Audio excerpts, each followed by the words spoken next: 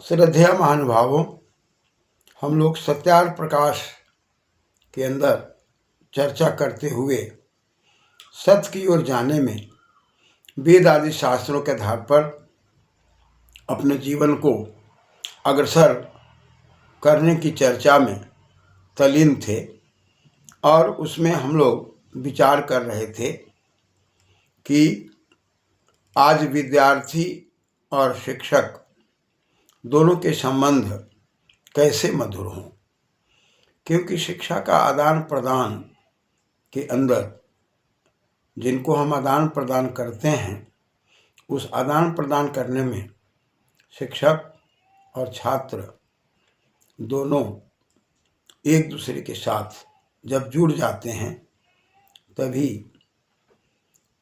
शिक्षा की रक्षा हो पाती है। और परमात्मा का ज्ञान अनवरत है, अनादि है, अनंत है, हमारे पूर्वजों के माध्यम से मिलता हुआ आ रहा है, उनके माध्यम से उपदेश हम लेते आ रहे हैं।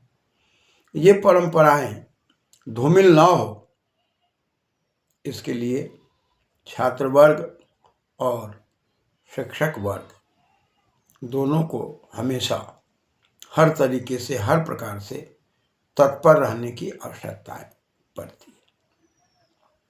तो मंत्र के अंदर बात जो कही जा रही है, आ वाम उपस्थाम द्रुहा देवा सिदंतु यज्ञाः यह आद्य सोमपीत।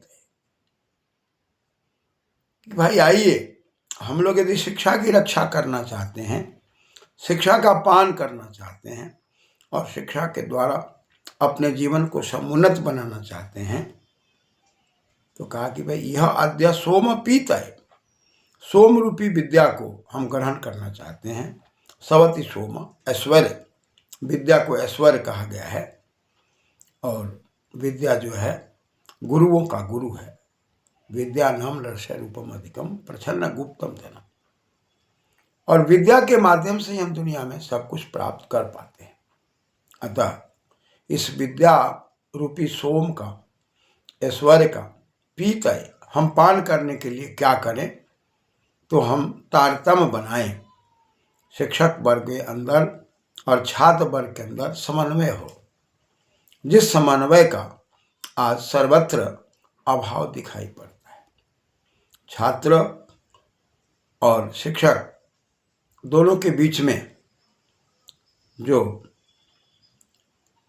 उपनयन के माध्यम से संबंध मधुर बनाए जाते थे, आज वहाँ पर उपनयन का लगभग अभाव दिखाई पड़ता है। और उप का मतलब ही होता है समीप में, नयन का मतलब लाना। गुरु और शिष्य जब तक समीप में नहीं आते और जब तक पठन पाठन की दुनिया में अपने अपने नियम पर दोनों नहीं चलते, तब तक विद्या की रक्षा नहीं होती। इसलिए पाणिनि व्याकरण के अंदर जो सूत्र हैं, उसमें एक सूत्र आता आख्यातोपयोगी। आख्याता पढ़ाने वाला और नियम पूर्वक, वहाँ पर नियम पूर्वक यदि आख्याता है तभी उपयोग हो पा रहा है।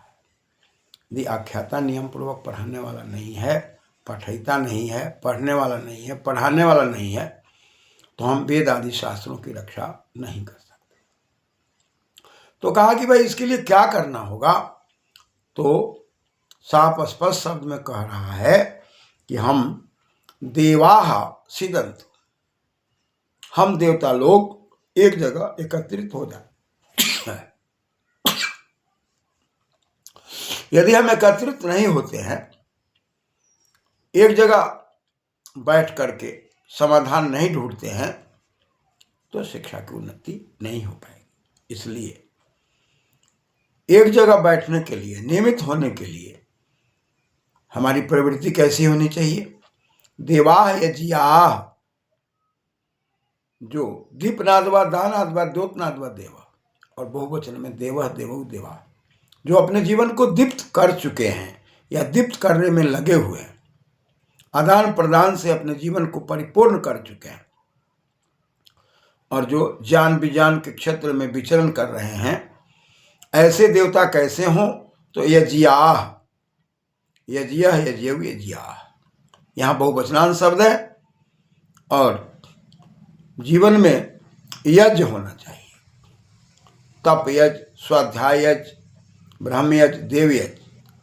तो पठन पाठन के अंदर जो हम क्रियाकलाप करते हैं ये ब्रह्म यज्ञ के अंदर बात आती है। और ब्रह्म यज्ञ का मतलब ही है कि प्रीह विरधौ मन प्रत्यय। हम ज्ञान विज्ञान को बढ़ाने के लिए जिस उपाकर्म को करते हैं, जिस व्यवस्था को करते हैं, वो ब्रह्म यज्ञ कहलाता है।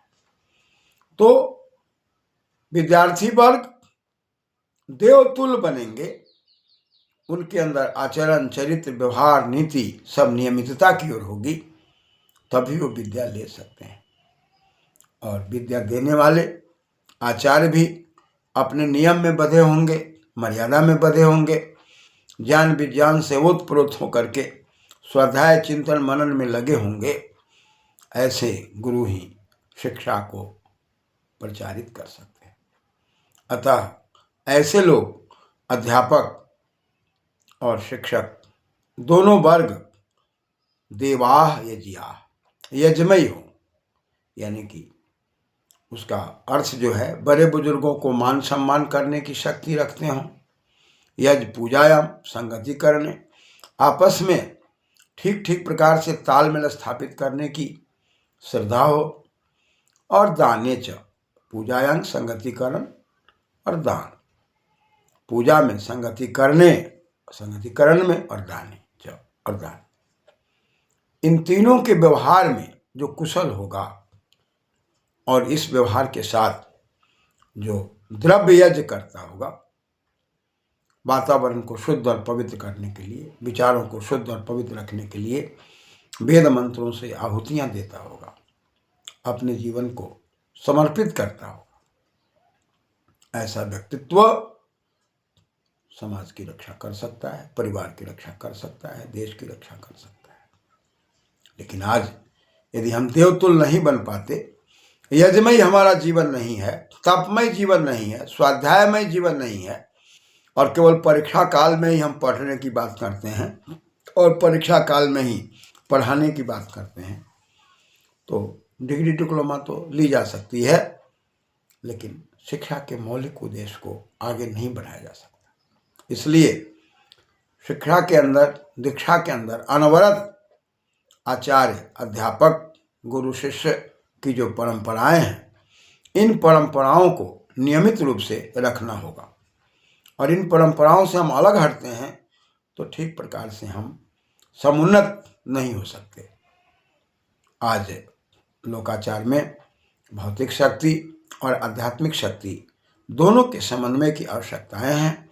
इसके बगैर न हम बढ़ सकते हैं, न समाज को आगे बढ़ा सकते हैं। आज क्या देखा जा रहा है, सर्वत्र चारों तरफ यदि हम विचार करते हैं तो देवाह के लिए कहा अद्रुहा, जो द्रोह नहीं करने वाले हों, विद्रोह नहीं करने वाले हों। आज विद्यालयों में बात बात में शिक्षक के प्रति विद्यार्थियों के द्रोह दिखाई पड़ते हैं। छोटी छोटी बातों में सहनशीलता का अभाव है, और दंडात्मक व्यवस्था में जो आत्मानुशासन की व्यवस्था थी, जिसमें शिक्षक स्वयं अपने आत्मानुशासन से और विद्यार्थी अपने आत्मानुशासन से पाठशाला की व्यवस्था को मर्यादा में रखते थे, आज इसका धीरे धीरे अभाव की व्यवस्था दिखाई पड़ती है। उसका कारण स्वाध्याय, चिंतन, मनन की कमी और केवल कागज के डिग्री को, पत्र पत्रिकाओं को महत्व देने में लगा हुआ व्यक्तित्व अधिक दिखाई पड़ता है।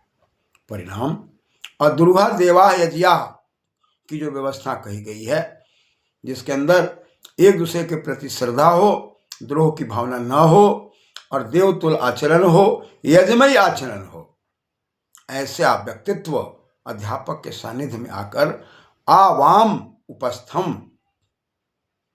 कहाँ पर स्थिर होना है, तो उस अध्यापक के नज़दीक आप आइए, वाम आपको आना है, उपस्थम समीप में, और आकर के द्रोह का परित्याग कर देना है, विद्रोह का परित्याग कर देना है, और न्याय की व्यवस्था में स्वयं चलना है और न्याय की व्यवस्था का समर्थन करना है।